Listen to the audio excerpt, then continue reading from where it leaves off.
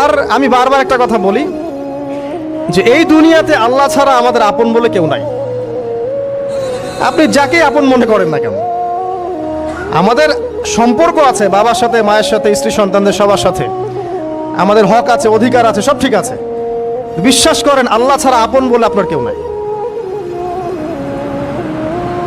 এই যে গার্লফ্রেন্ডকে আপন মনে হয়, এরা আপন না।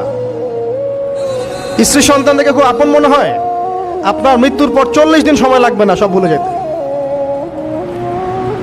পিতামাতা, ভাই বোন সবাইকে আপন মনে হচ্ছে।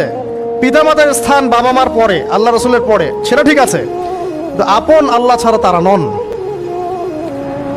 আপনি তাদের মনোপুতভাবে নিজে প্রতিষ্ঠিত হতে পারবেন না, তারা আপনাকে চিনবে না। বলো সারাটা জীবন তোর পিছনে এত টাকা ঢাললাম, কি করলি? কিচ্ছু করতে পারলি না। আবার এখন যারা পিতামাতা হয়েছেন, সন্তানদেরকে আপন মনে হচ্ছে, দেখবেন এই সন্তানকে আপনি আপনার মনোপুতভাবে সম্পত্তি দিতে পারবেন না, ভরণ পোষণ দিতে পারবেন না, এই সন্তান বড় হয়ে আপনাকে বৃদ্ধাশ্রমে পাঠাইতে পারে, নাউজুবিল্লাহ।